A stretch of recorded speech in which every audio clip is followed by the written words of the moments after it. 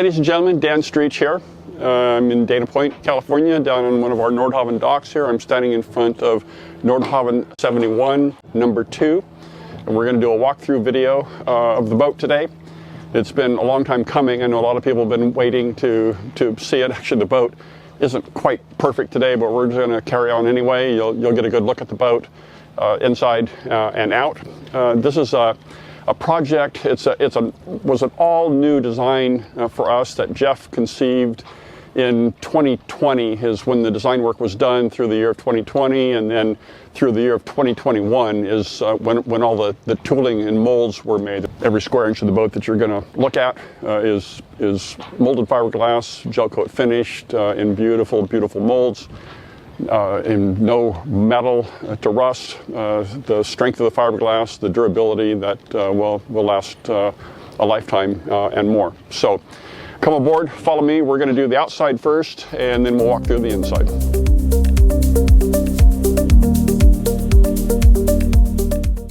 We're obviously in the cockpit now of the Nordhavn 71. As mentioned before in the introduction, this is an all brand new design that Jeff did. It is a big boat. At 71 feet, it's a huge boat. It's a 22.5-foot beam, and the waterline, because it's more of a plumb bow. When you look at the silhouette of the boat, you'll notice that it has more of a plumb bow, more of kind of a little bit of a European look compared to some of the earlier Nordhavns. So that gives it a longer waterline. At 68 feet, it's quite a long waterline boat. And this is a bulbous bow boat.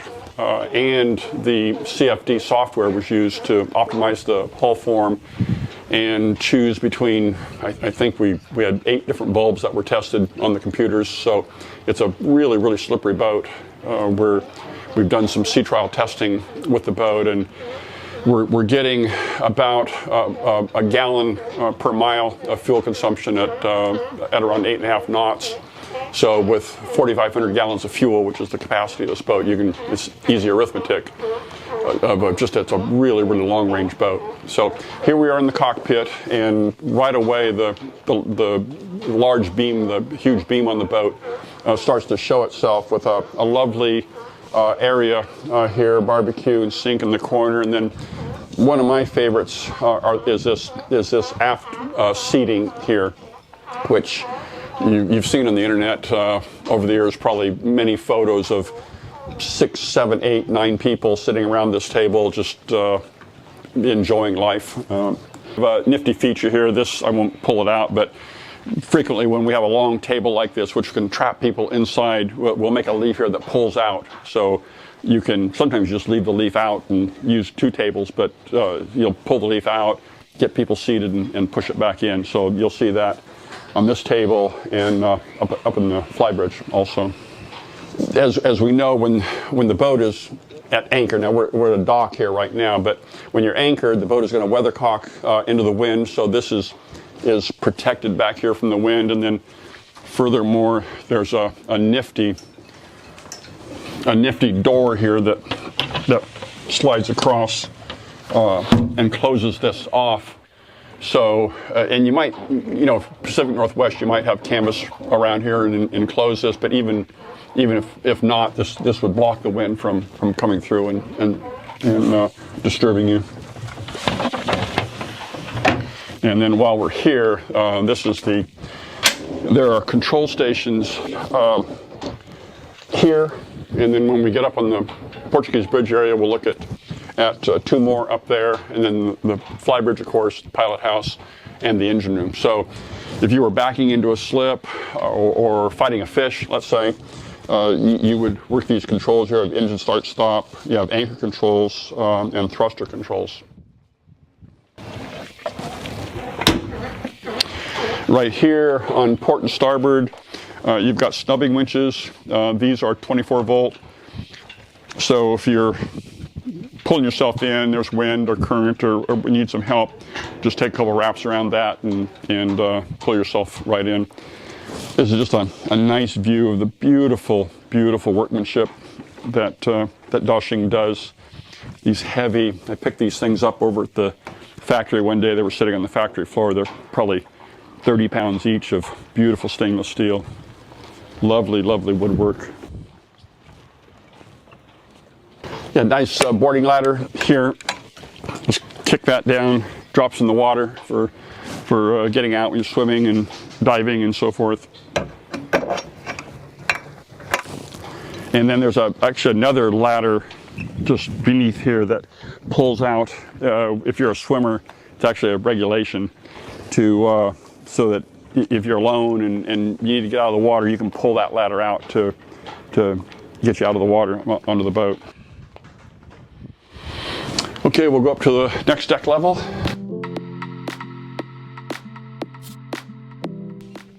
Nice seating area here. Behind me is, and we'll do this from the inside of the boat, but that's access into the Sky Lounge behind the pilot house. Those steps right there go up to the fly bridge. We'll go up in a moment, but not yet. We'll go forward.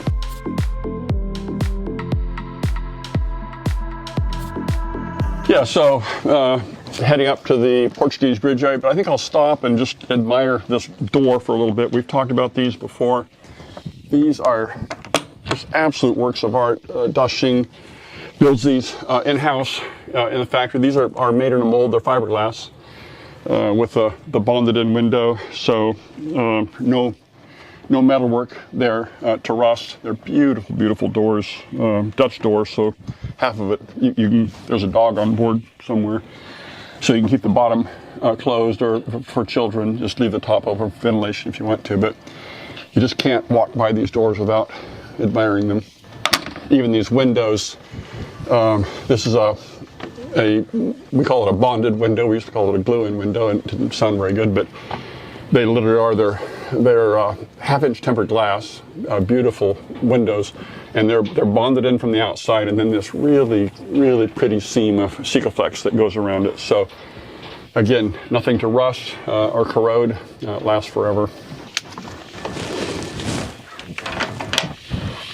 Another one of the control stations. So if you were docking, this is a asymmetrical layout here, so you're pretty much 99% of the time you're going to be docking here on the starboard side.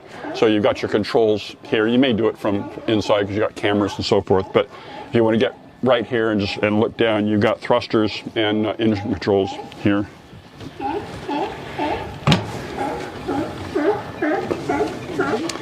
And another thing I just look at and admire are these curved windows. It's a Nordhavn signature feature, and whenever I look at a boat, a competitor's boat, I always look to see what they did with the corner here.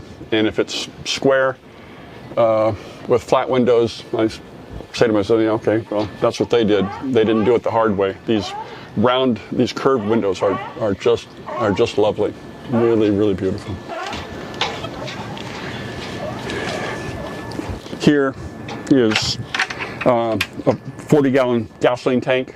So there's a kind of a nozzle. Looks like it's similar to the nozzle in a service station, and a hose that'll reach up to your dinghy, so you can fuel up your dinghy without having to go to the fuel dock. One thing that I wanted to say earlier is one of the things that we did with this model is that we cleaned up a lot of things which needed to be added on to the earlier to the other models, say the 68 or 76, because there have been so many products that have been developed over, well, those models fundamentally started 15 years ago.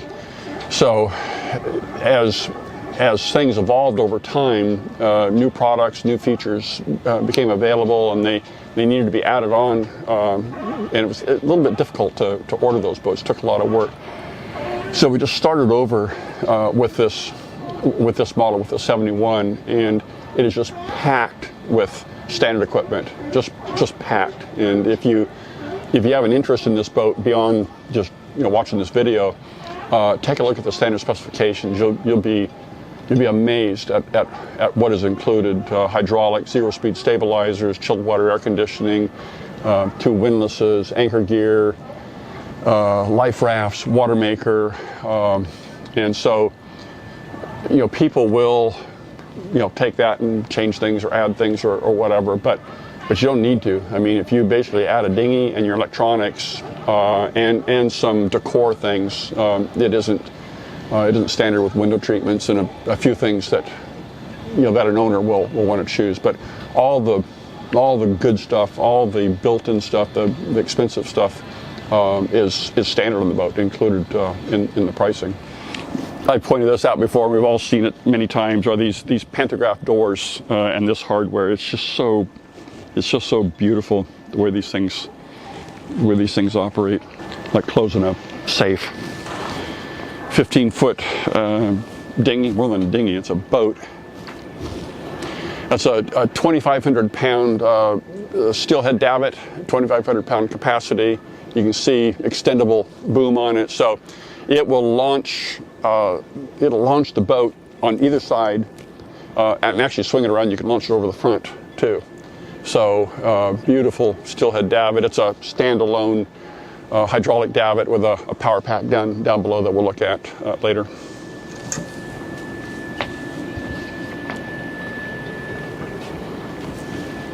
This is fun here. This mast, Jeff designed that in there. Partly for fun looks, but it's useful too with lighting, and it's got the flare camera up there, so makes good use of that. Climb up there, play around, kids love it. Yeah, so we're up in the bow of the boat now. Just another fun zone of beautiful hardware and beautiful fit and finish. We have two windlasses here that are standard. One runs off the hydraulic system. That would be this one here. The secondary windlass, which is actually the same Maxwell 4500, but it's 24 volt DC powered. So if you lost your hydraulics, or for whatever reason don't want to start the engines or something, you can operate this windlass here. These are ultra anchors on here. The boat is standard with the Rockna anchors, 110 kilogram Rockna anchor. You wouldn't use both anchors at the same time. One's a backup to the other. I suppose in just some super, horrible weather approaching, and you didn't care, you'd drop everything and untangle it later. But typically you just use one at a time. Yeah, we just walked right by this. I didn't point this out, little thing, but a really fun thing is this seat right here. So when you're out at sea or on a passage or killing time, you can sit right here and contemplate life or what you did right or wrong. It's a lovely place to sit. And then we also didn't point out the boarding doors here, port and starboard, which you typically wouldn't use them, but sometimes you're at a fixed dock in some kind of a commercial zone, or where the dock is up pretty high, so these doors will come in handy. Normally you wouldn't use them. You also would use, there's a ladder too. You would also use them to get into the dinghy when you launch it. So you'd open that door and go down the ladder for that.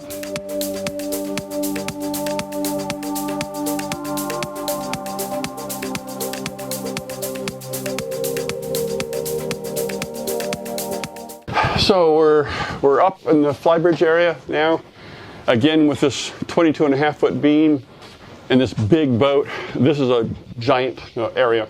Beautiful seating. Another one of those split tables that I was talking about before. We also do this with a jacuzzi, a hot tub. In fact, the next boat, which is about 100 yards that direction, and it actually has the hot tub on it, number 3. So two Stids helm chairs, standard. Nice control station here, power steering. This hatch right here is access to the flybridge. We came up the outside stairs, but this is access from inside the pilot house. We'll look at that when we're in the pilot house. We can see the stairs coming up. But real nice windscreen. This may or may not be enclosed, depending on where you are. Pacific Northwest, they tend to do that. Everywhere you look around this boat, and we won't be able to film it all, but I'm just looking up at this beautiful surface here. This is one of dozens and dozens of molds that were created for this boat. So this is obviously the inside piece of a unit, this flybridge cover, but every square inch of this molds had to be made for it. And so this is a gel-coated, lovely gel-coated finish.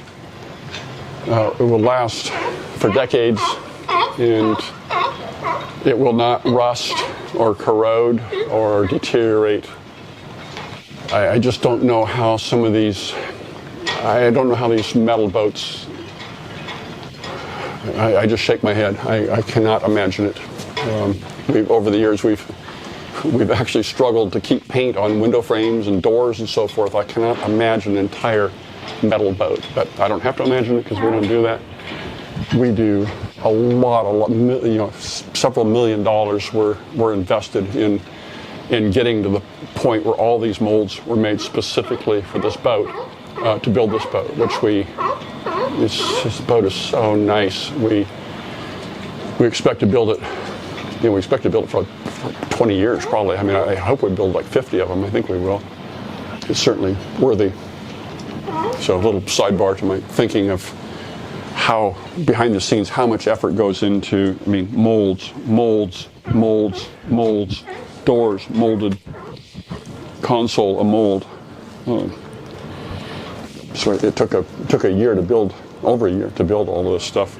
But once you build it, you keep it for 20 years. So, okay, well that finishes the outside. We'll head to the inside. A word of warning: this boat is not staged as sometimes they are with the wine glasses and the fruit and all of that. This is a boat in process here. It was delivered about 4 weeks ago. It's still being occupied by the new owner, beds still being made, things being put away and so forth. So it's been so long, until now we have not done a video on this 71. A lot of people have been waiting for it. So we said, let's just do it. And we may come back at some point later on this boat or a different boat when it's all pretty and foo-foo and, has all the sliced bread and the coffee pot and all that, but not today. You're going to see a boat that's working. So follow me. We'll go inside.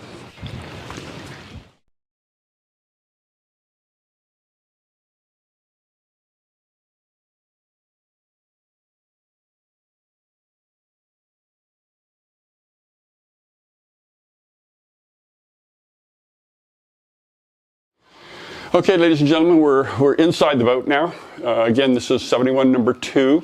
It's semi-ready to show, but we rushed it anyway. We're complete. We got a dog here, so I guess it's a real dog, not a stuffed dog. Got his Nordhavn blanket available online. Now, on the larger boats, the 80, 96, obviously the 120, most of the bigger boats, the salon arrives empty. It's just kind of a big basketball court, and so furniture is built pretty much to the specifications of the owner. There's a budget for it. You get the furniture, but we don't define it. We just say furniture, and then the owner gets involved in the styling and so forth. So furniture is brought in and set in place: chairs, coffee table. This actually was built by Toshing at the factory. The sofas were built locally here, so the owner gets to choose that.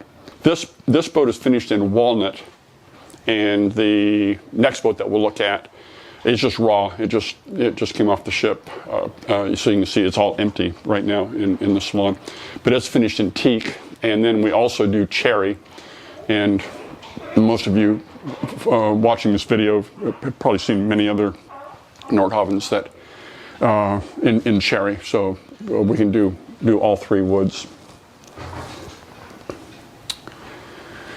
There's right up here. There's a TV set, real nifty. It just drops down, so you can be sitting around in a big, huge flat screen.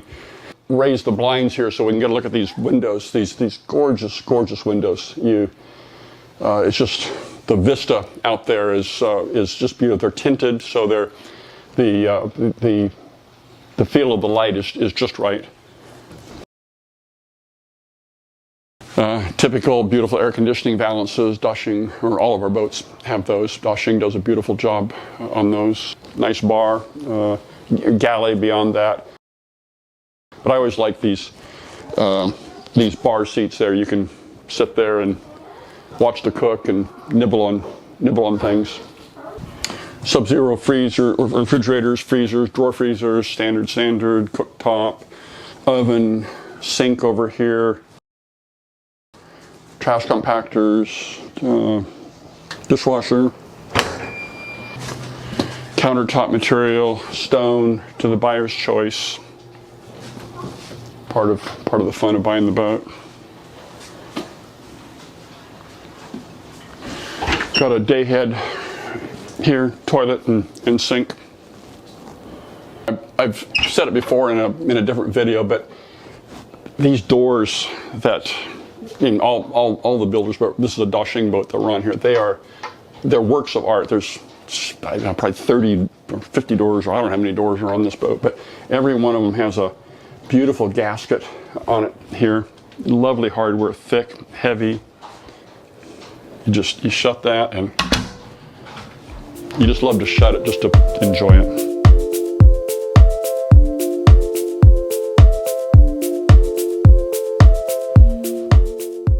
We're coming into the owner's stateroom. King-size bed, of course.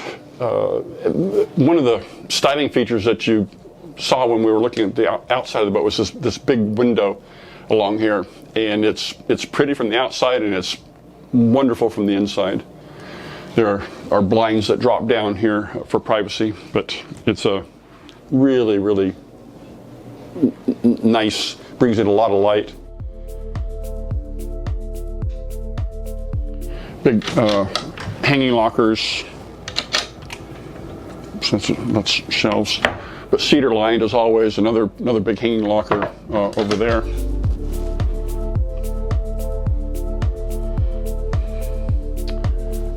Owner's head, big area here. Oops, heated floor, I can feel it.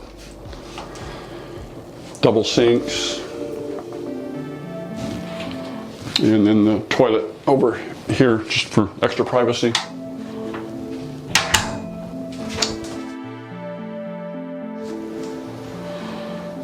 Big mirrored cabinets here.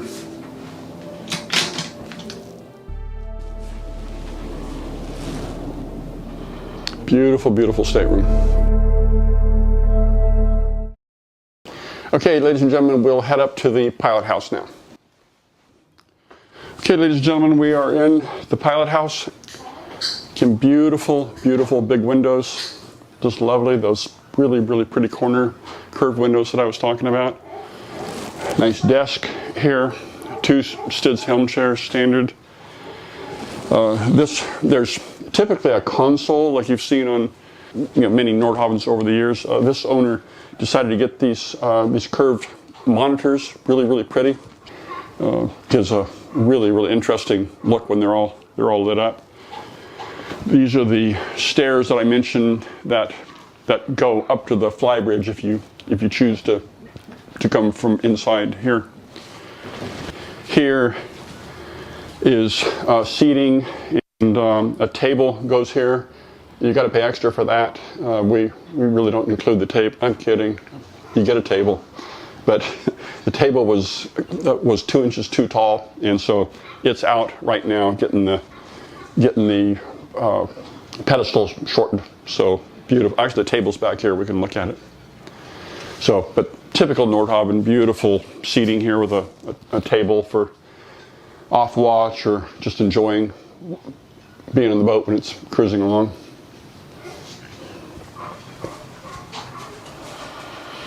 Yeah, typical monitoring panels here, fire system, bilge pump indicators if they're running or not running, high water alarms if they're running or not running, hydraulic system control, heat alarms, ventilation monitor, fuel tank levels, hydraulic controls, engine controls, black water, gray water. I didn't mention that the freshwater capacity is 600 gallons, and then she carries separate gray water and black water systems, and they're 160 gallons each. This is a nice bonus, again, of just indicating just how big this boat is this, we call it Sky Lounge area, but it's a footprint of real estate that can be, as it is here, a Sky Lounge. There's a TV that drops down. There's the outline of it. So you can just be up here watching TV or movies or games or whatever, Starlink, obviously.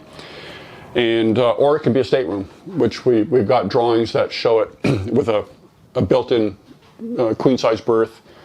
You've got a head and shower here with access from here or from the pilot house.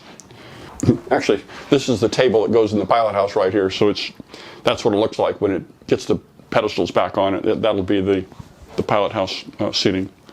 So beautiful little bonus room here that it's kind of a blank spot on the drawings, and we expect the buyer to get involved and develop it as they wish. It can actually be the owner's stateroom, and smaller obviously than the existing owner's stateroom, but beautiful privacy out the back here. So it's whatever the buyer wants to do, we can do it. Okay, we're going to go down now to the guest staterooms, and again at 71 feet, this is an 80-foot boat.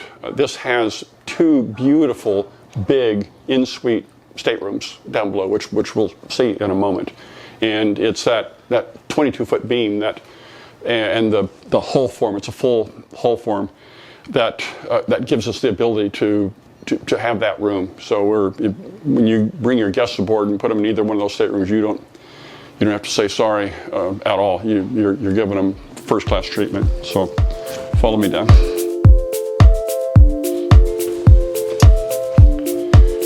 Okay, ladies and gentlemen, here we are. To my left is access into the laundry area, access to the electrical panel, and into the engine room. But for now, we're going to look at the two guest staterooms. Again, there's work in process here, and we just didn't want to wait any longer.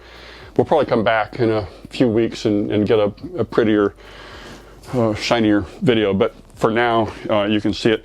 Now, both these staterooms have a feature that's kind of nifty. You'll see there's two mattresses here.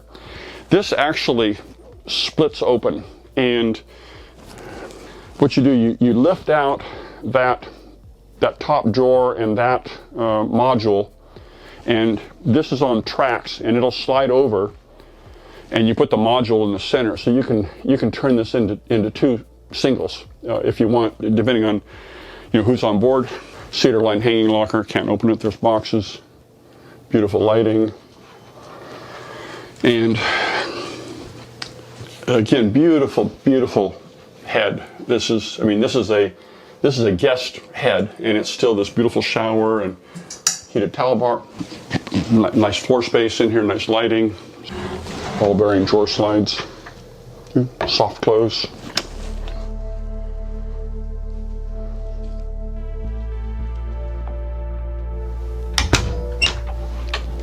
Can't go by these doors without playing with them. They're so beautiful. Pretty much the same story on this side, configured a little bit differently, just because of where it fits in the boat, but same idea on the two bunks. Another big head and walk-in shower, beautiful wall coverings.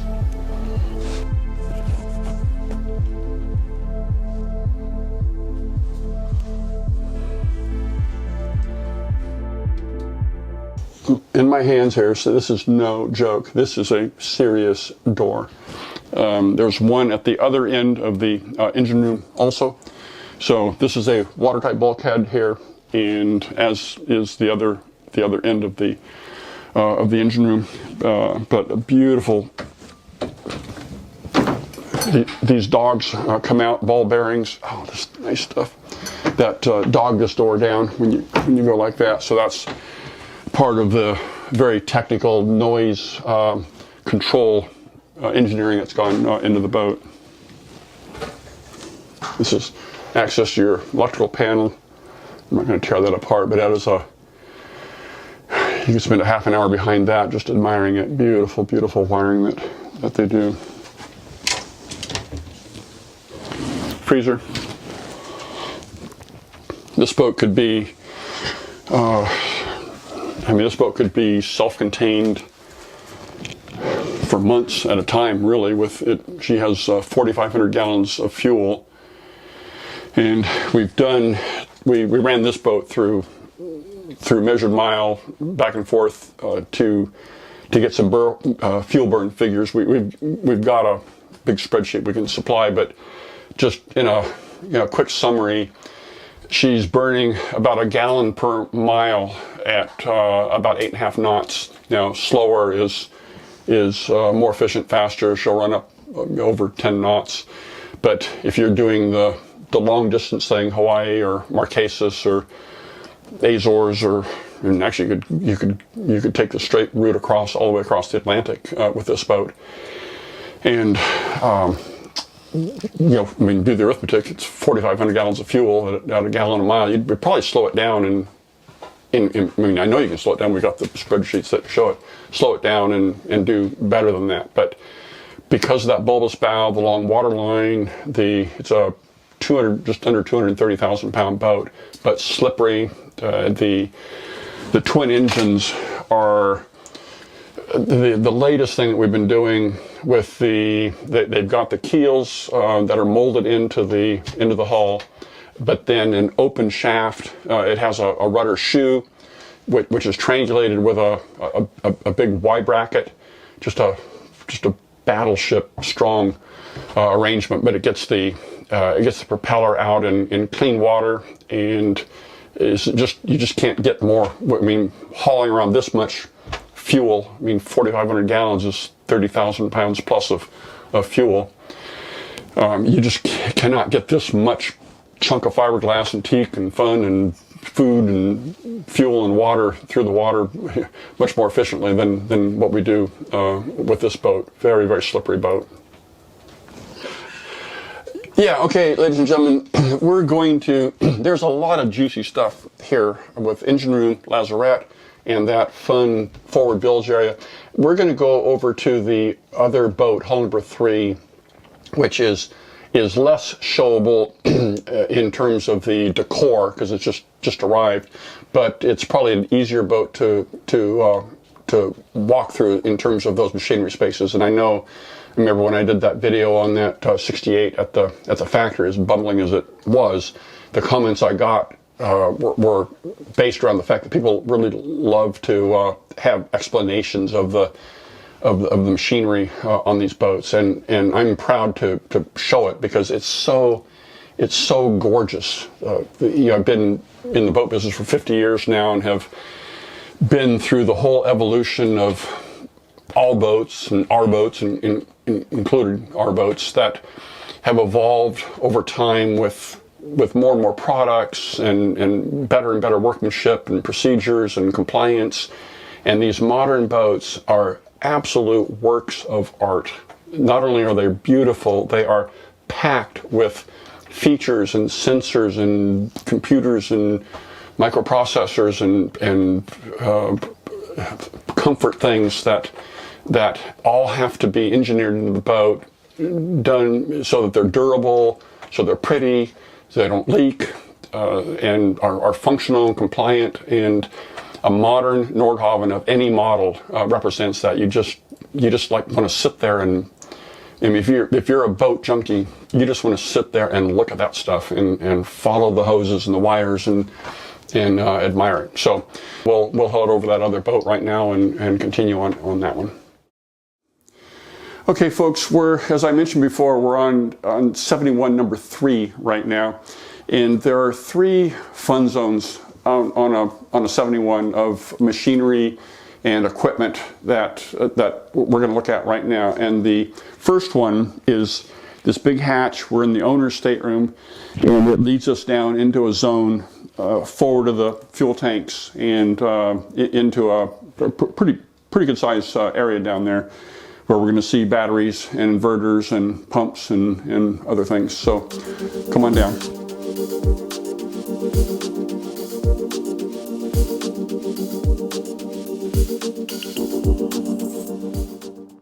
Okay, we're in said machinery area right now. This is just shipping. There's a lot of protection on the boat when they ship it from the factory. This stuff will get cut off later. Real pretty fiberglass steps, non-skid. So here we are. Beautiful place. You just kind of want to be here and look at all this stuff. The centerpiece of what is beautiful down here is the lithium battery system. In actuality, and I said earlier in the video that so much is standard on the boat, and it is, so much is standard on the boat. Lithium at this point isn't, just because that's been a developmental thing, although we seem to be doing it on almost every boat. So this has 2,500 amp hours at 24 volts of lithium power, or battery power, which is lithium, and it's just monstrously powerful. We get so many good comments from people on just how much they can do with the boat with this much storage of battery power. And so what goes hand in hand with these batteries to make the good stuff happen are the inverters. And we all remember the early days of inverters and just the magnificent trace inverters that were, sine wave inverters. They were 2.5 kW, and 2 of them could actually talk to each other, and it was just miraculous. Well, these 2 inverters, which are standard on the boat here, these Victrons, are 8 kW each. So we have 16 kW of inverter power, and it's enough to power up the boat, even a little bit of air conditioning. So this is breakthrough type stuff. I won't say breakthrough because we've been doing it for a few years. It's probably more evolutionary than breakthrough, but it's state of the art, in which you've got this gigantic amount of inverted power from those 2 inverters, and then it's fed by this big battery pack. And so over in this corner here, you've got the inverters are battery chargers also, and normally that's how you're recharging your batteries, and also from your engine alternators. But those 3 blue boxes over there are chargers. What is nifty about these is that they're 100 amps. They're 100 amps at 24 volts. Normally 1 is standard, but the owner of this boat put in 2 more. They can take 50 cycle or 60 cycle. So when you're this is a 60 cycle boat through and through. But if you were to take this boat over to Europe and suddenly find yourself in a 50 cycle environment at 230 volts, you would plug these babies in, and you would get 300 amps of charging, and then you would basically run your boat off of these inverters, fed by these chargers. And the nifty thing on the 71 and a lot of new Nordhavns is that the air conditioning is operated by the VFDs, the frequency control units. So they'll operate. They take the 220, 230 volts at 50 hertz or 60 hertz. So when you're over in Europe, you can plug the air conditioning into the 50 cycle power. It's happy, and heating too, for that matter. And then keep the rest of the boat powered up with these chargers, which you would run off of these inverters. And when we're not talking air conditioning, you can easily run the boat off of the 16 kW. So it's kind of an Atlas system that you get without having an Atlas system. So this is a zone of engineering and development that we're really, really proud of. Those 4 boxes right there are small. They're solar panel controllers. I think we pre-wired. A lot of times we pre-wire for it. I don't know if they're going to be on this boat or not right away, but it's ready to go if we do. Air conditioning down here. So if you're down here playing around and adjusting things or whatever, you can stay cool. These are the black water and gray water pumps here, and they're gorgeous, gear driven, AC motor. They're not just cheesy little lousy pumps. I mean, these are serious pumps right here. And then there's a whole logic of valving right here, where if one pump fails, you can valve around. You can use, you keep the valving where you pretty much dedicate one pump to gray and one pump to black. But if you need to, you can valve around and use one pump for both. These are the water pumps over here. Again, nice big pumps. One thing that I like on this boat is that if you look at that manifold up there, there's numerous zones in the boat where, if you have toilets that you're changing out a toilet or something, and you can just shut off pressure to that zone and not to the whole boat, so you can work on it. Filters in, filters out, big accumulator. This is the power pack I mentioned earlier, that it's 24 volt DC, and so it's a standalone power pack that runs the davit. These are hydraulic controls here. Now down here, I got this hatch open, but that leads up into the bulb in there. You can see the tube that goes across for the thruster, and this has bow and stern thrusters. They're 38 horsepower each. You can see the hydraulic motor on it. And what's nice on a bulbous bow boat is that you can get that tube further forward and get more leverage. You can see that fitting right there. That's a Roxtec compression fitting. So you run a hose through it, and it's kind of a tapered plug there, and those fasteners, you cinch down on that, and it's a watertight connection. So when this is up and dogged down, you've got a watertight compartment there. If you, for any reason, punctured that, actually in 8 million miles of Nordhavn travel, I don't think I've ever heard of that happening, but if it did, you would contain it, and there's a bilge pump in there too. So yeah, so earlier I was kind of implying or kind of bad mouthing metal boats, and I looked down in this bilge area here, and this boat's brand new, so it's all shiny and clean and gel coated and beautiful and so forth. But let's be honest, over the years that'll get grungy or forgotten who even looks in there, and moist and so forth, and you just don't have to worry about it. I mean, other than it being not tidy, you don't have to worry about rust or corrosion or anything. I just can't even imagine what, like, way inside of there on a metal boat, what that looks like 20 years from now. Actually, I do know what it looks like. It looks like crap.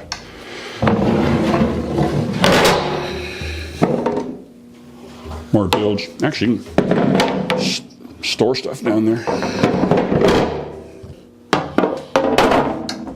So this access to the black water tank. I always love to over at the factory, and I've posted stuff on the internet before.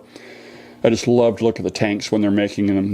They're cored, they're fiberglass tanks, of course, and then these big manhole covers, so that you can.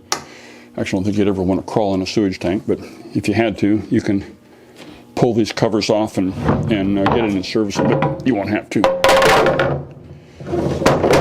Fiberglass. Yeah, so here's a fun zone over here. This is so pretty the way they do this, and this is a nest of fuses, of DC fuses, and more over there. And everything is labeled. All the wires are labeled with a code system, a number, and the electrical schematics, which are individual and as built for every boat, they're like 70 or 80 pages, and all of the logic of these wires and the fuses and their names, which all have an individual number, are shown on the drawing. So you can troubleshoot using just visually seeing the number and how it corresponds on the drawing. We had a boat over in Turkey a couple months ago that had an issue, and it was an alternator thing and the controller, and it was a tricky one, and Mike Tulare got involved and went back to, because we photograph every boat too, so every square inch of this boat will be photographed for our own records. There's like several thousand photos of each boat on our poor overworked server, and so they're useless. You don't even care about them until you do care about them, and then the very photo that you need is there. And we had a photo of the panel, and we were able to cut and paste and send back an email to the gentleman and tell him, okay, that's your problem right there, that fuse. And so every new Nordhavn has this level of electrical wiring and beautiful documentation so that you can troubleshoot things. Okay, well that finishes it up in this zone, and we'll head on to the engine room. Okay, folks, we are going to take a little detour here. I said we were heading to the engine room. To get to the engine room, we got to walk through the laundry area slash electrical panel area. If you're like me, I mean, I used to work on cars, change engines, rebuilt engines. Kid growing up, battery's always dead. You're always working on your car. Today, I have a Bronco that I drive around. I don't even lift the hood. Who lifts the hood of their car anymore?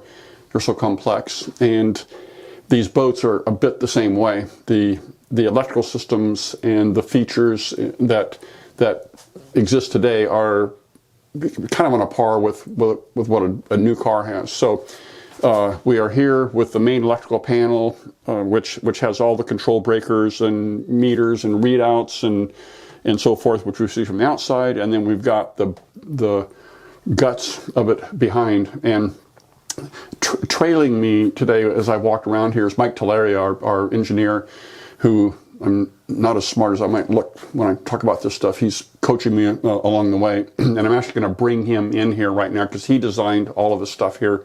So we'll do.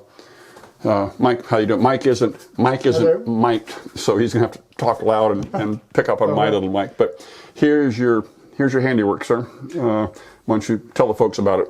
Yeah, I'll just give the very quick version. This is the heartbeat of the electrical system. Basically, the main place to monitor and control a lot of what's going on. It's all power source selection. This boat has a 36 kilowatt generator, a 20 kilowatt generator, one shore power cord that can power the whole boat, or the ability to plug into two different cords if there are two, and you can plug power air conditioning from one, the boat from the rest.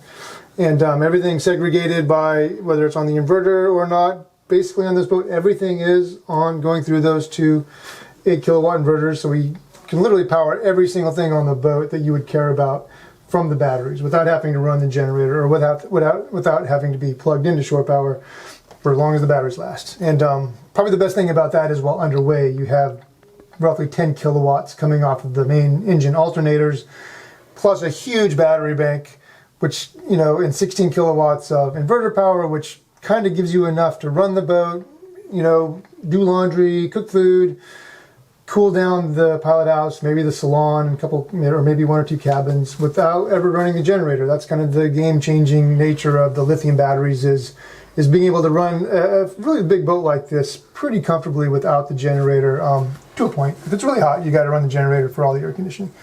Other stuff up here, monitors for each power source. This boat has a automatic generator start feature that will turn the generator on and off depending on a signal from the batteries if they're getting too low, or based on voltage if you set it up that way. But that isn't standard. That was that's an option. Yeah, that is an option.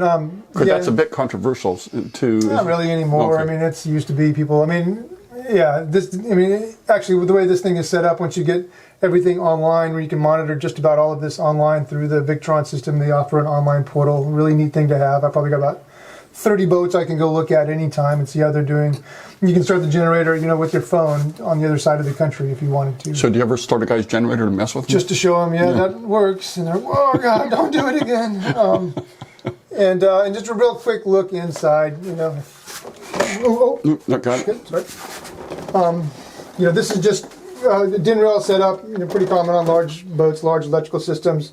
Again, like Dan said, this is all well labeled to find things when you need to. I mean, there's little tags that show what page the drawing things are on. All of the circuits are individually labeled to figure out which one is. So quite quickly you can find the relay or the fuse or whatever component that might be at issue, and either rule it out as a problem or say, hey, there it is, that's what we need to do to fix the thing. And I probably get, 2 or 3 calls a week of that nature, and we usually get people on their way pretty quickly. Anything I left out there, Dan? I just want everybody to see how pretty it is. Okay. Yeah, I can't take any credit for this part of it. The yard, Daoxing has been building boats for 30 plus years. It's they really do amazing work, and when they're ABYC certified, 6 or 7 people in there. Yeah, no, they really care, and and I think they take a lot of pride in their work, obviously, and when surveyors come to me and tell me that. It's usually pretty easy to inspect an electrical system on a Nordhavn. That really says a lot. So anyway, this always makes me feel good when they're like, yeah, these Nordhavns, they do it right. So I'm glad to be part of that.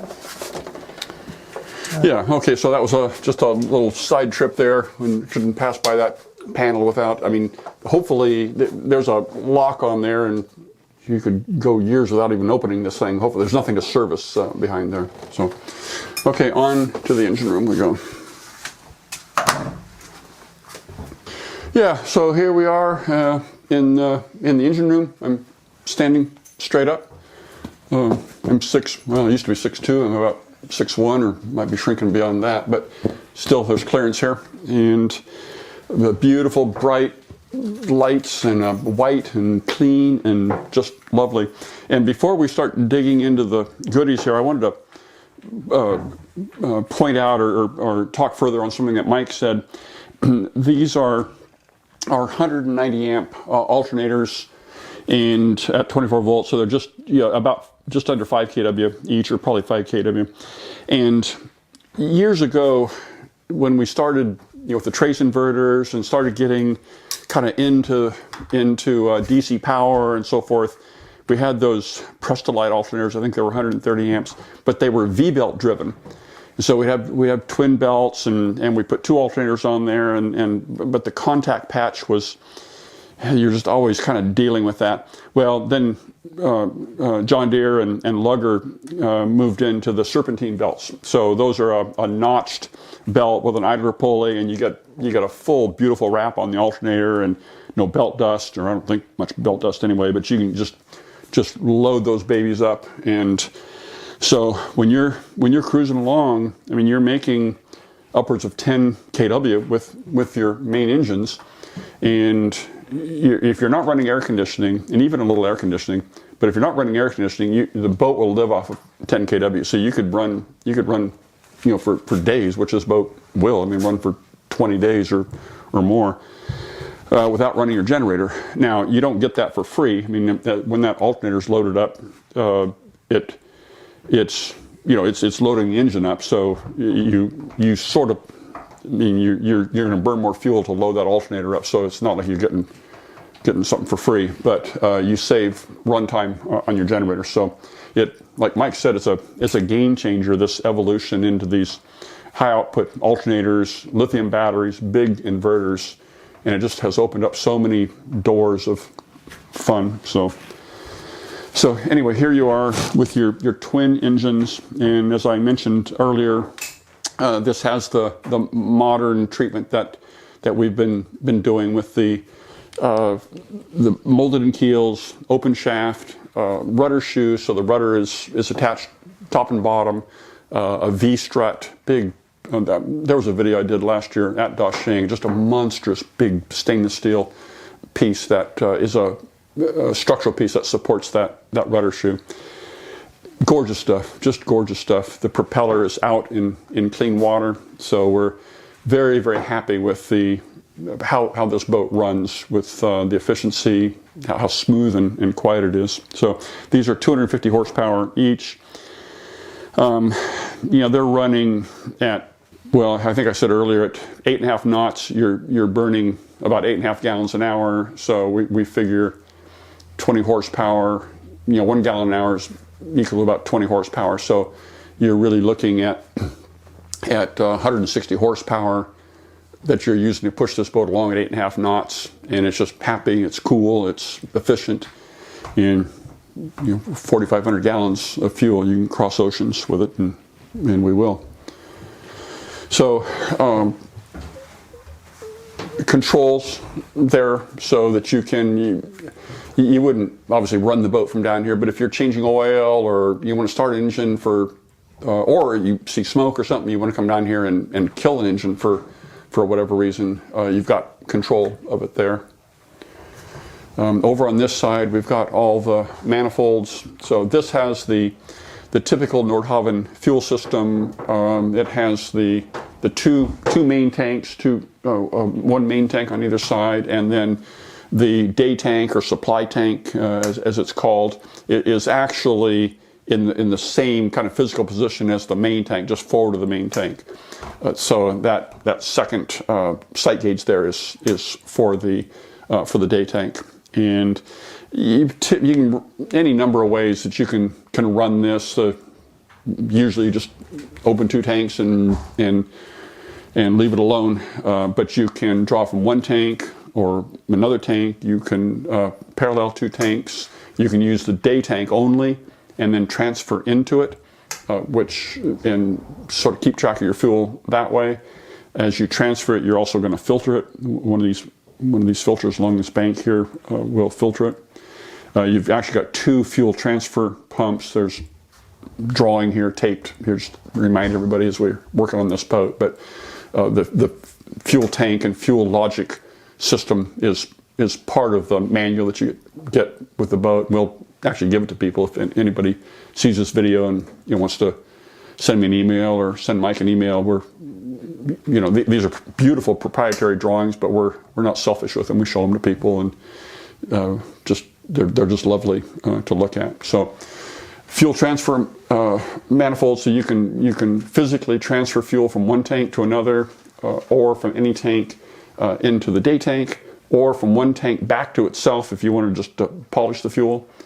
But with these beautiful fiberglass tanks, and I brag about them every time I get a chance. I've crawled inside of them before. They're lovely. They're baffled, and they have big inspection plates so you can get into them. But they're cored, and they're finished inside with a special vinyl ester resin that's intended for diesel fuel. So you never get any rust or corrosion. I mean, they'll last 50 years or 100 years or longer than they need to. And in the old days way in the old days when we had metal tanks and because as everybody knows, a diesel engine returns fuel. It draws, it consumes some, it returns some, and that fuel is hot.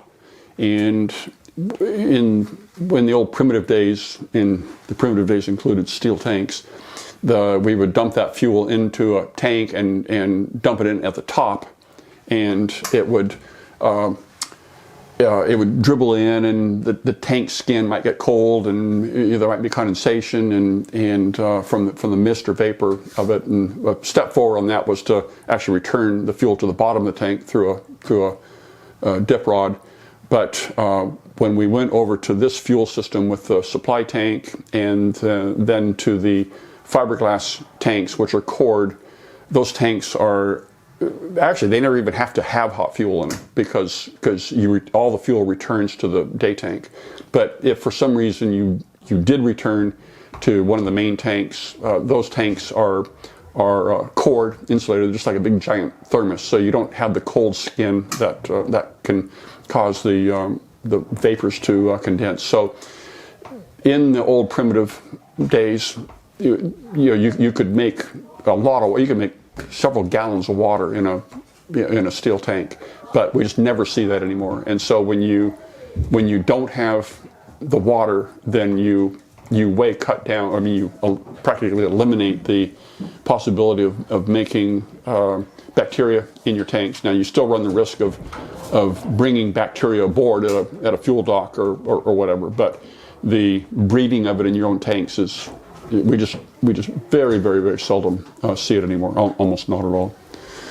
So, and we also have an oil change manifold here, so you can draw oil from either of the two engines, the two generators, or the gearboxes on the main engines. And so you can pull the oil out and then into a dump bucket, and then you can suck new oil back in with the pump, so you don't have to get below the engines or drain anything or haul it around. It's all done with the pumps.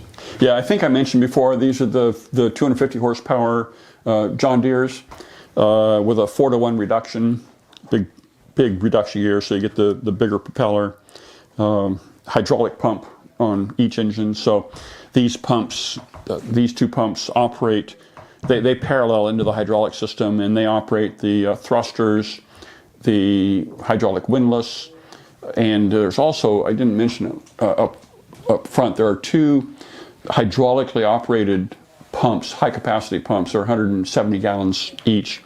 One of them is the anchor wash system, and there are two nozzles out the front that are directed to spray onto the anchor chain.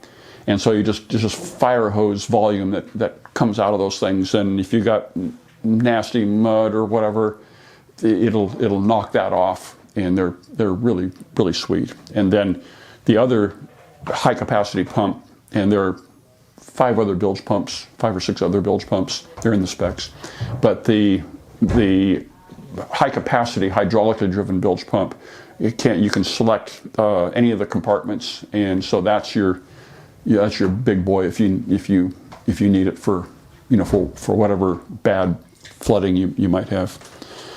Air conditioned, as same with that forward compartment. Beautiful, beautiful exhaust system by Marine Exhaust System in Florida.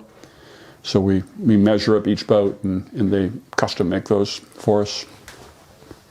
This is the 30 kW generator here. Hydraulic reservoir for the hydraulics. It's the kind of the main hydraulic logic manifold there. Next stop is going to be the Lazarette. And that's through that door. Off we go. Okay, folks, we're in the Lazarette now. Well, this is quite a busy place here. A lot of lovely things. Just to Doug's right there is the 20 kW Northern Lights in sound box. The Dometic 1, Dometic 2 those are the chillers for the heating and air conditioning system. This is we call chilled water. It's a circulating water system, and it's 144,000 BTU, and there are various air handlers, including one right here to cool down the Lazarette if you're in here working. This boat has additionally, even though the standard boat has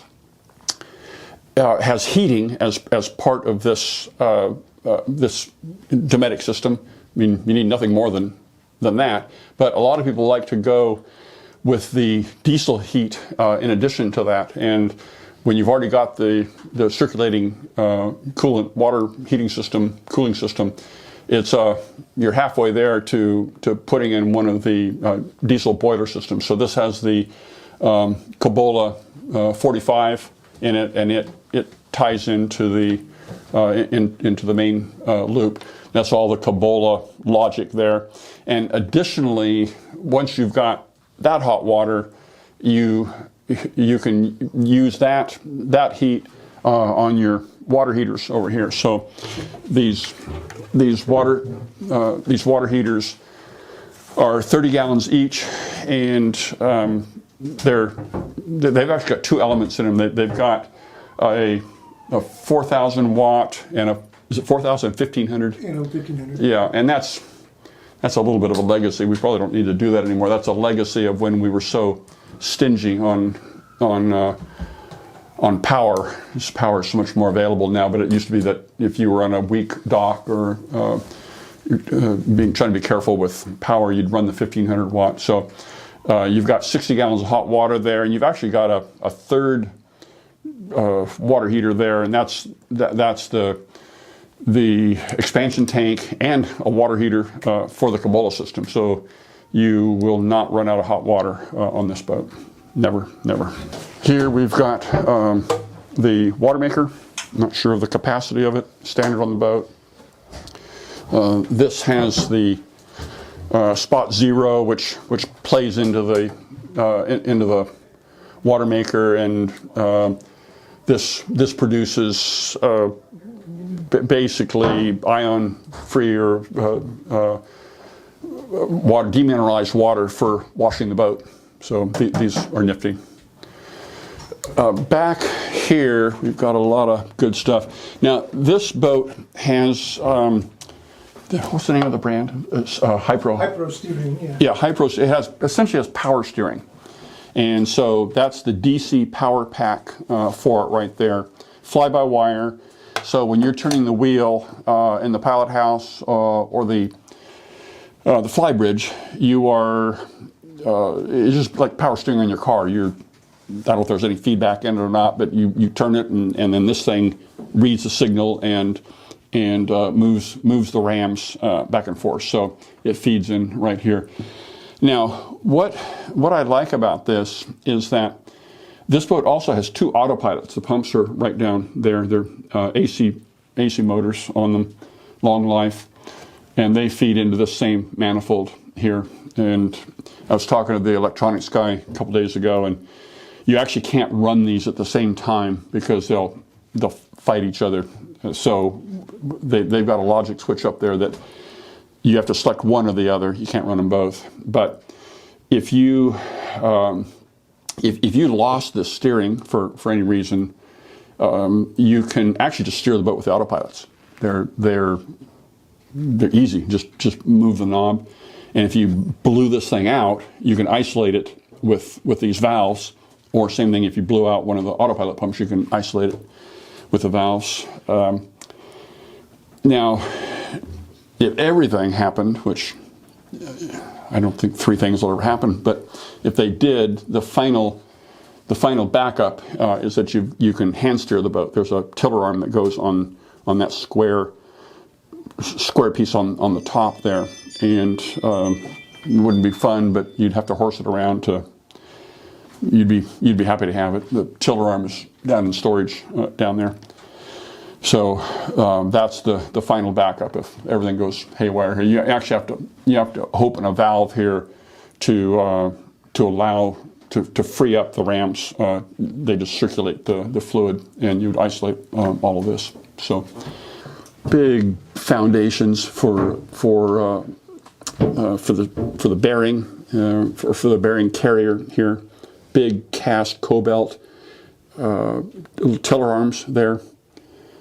Very just brutal, heavy duty stuff. The steering thruster is behind me there. It's a kind of an arc-shaped tube, and that's a hydraulic motor. The hydraulic motors are always so small relative to their power, but that's 38 horsepower, and they're proportional controlled, so you can throttle the power going to it. If you're coming into the dock and maybe you're shorthanded or or whatever, you can use bow or stern to whatever power you need to get the boat up to the dock, and then you can just maybe put 20% or whatever on it, just kind of spin them a little bit so the boat sticks to the dock while you're getting your dock lines, getting everything set. That is self-evident. That's your two shore cords. They're 50 amps. They're 100. I believe they're 100 feet or 75 feet. I might say they're anyway long, but they power out and they power in with these little motor drives here. So that way, you don't have to coil up, and I mean these cords probably weigh 80, 90 pounds each. So it's nice to have that motor drive. As Mike was saying earlier, one of them you probably won't really use. One cord will run the whole boat. If you were full on Florida, 100 degrees, 99% humidity, party, hot tub, you'd probably want both cords plugged in.